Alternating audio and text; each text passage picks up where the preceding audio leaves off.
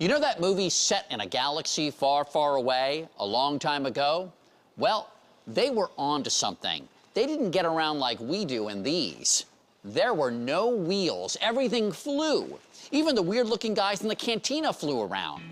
Well, a little bit of that galaxy has made it down to Earth and soon could be hovering on a street near you. Here's Adam Yamaguchi. People have been fascinated with the idea of flying, floating, soaring, and gliding for centuries. Today, technology has caught up with science fiction, and the concept of hovering and hovercraft is finally here. I visited a super-secret garage in Los Angeles to meet Tim DeRoche of Aerofx, the company that created this, a vehicle they call the Aero X. Just don't call it a hoverbike. The Aero X is a surface effect vehicle. A lot of people call it a hover bike. Technically, it's not a hover bike. A hovercraft is something that operates only in 2 dimensions on the ground, and the Aero X is a vehicle that gets up to 15 feet off the ground and operates in 3 dimensions. So it has pitch and it has yaw.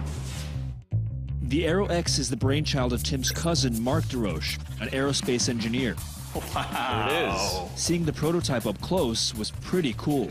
I feel like I've stepped into a dream in the future. This vehicle design is actually not entirely new. It was a design that came out of the military decades ago. But in that case, it was more like a helicopter, and the guy was just riding it, operating it like a helicopter, sitting on top. On the Aero X, the rider rides it like a motorcycle. So you're sitting atop it, and you're flying it intuitively, and the vehicle's following your motions. So what is the key innovation here? The key innovation is the control system. These flaps, they're called ejectors, that run around the perimeter of each fan. And they control the airflow on the perimeter, and closing or opening them will allow you to control the pitch of the vehicle and the yaw of the vehicle. Pitch is the up and down movement of an object in air or water. Yaw is its side-to-side movement. So how far up off the ground can this get? So we are aiming to operate the vehicle 5 to 15 feet off the ground. We want to be flying over fences, over cars. We want it to fly over a field of corn, for example.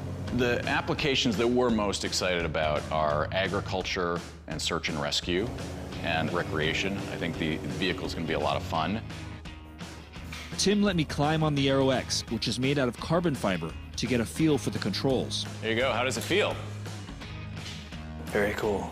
As I do this, as you go forward and back, you're controlling the airflow, and that's going to control your altitude. okay, so this is controlling the up and down. Yep. Okay. And then as you manipulate your wrists, then you are controlling the pitch Okay. and the yaw of the vehicle.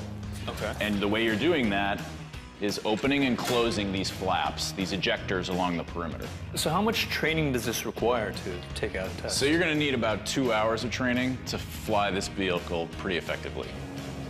Because the Aero X flies below 15 feet off the ground, you don't need a pilot's license to ride it, but you're going to have to wait. The first production model isn't expected to be ready until 2017. This is the biggest tease ever. You get me on this, you let me control it, and you're not going to let me go outside and ride it. I know. Maybe if I just refuse to leave and keep sitting here, they'll change their mind.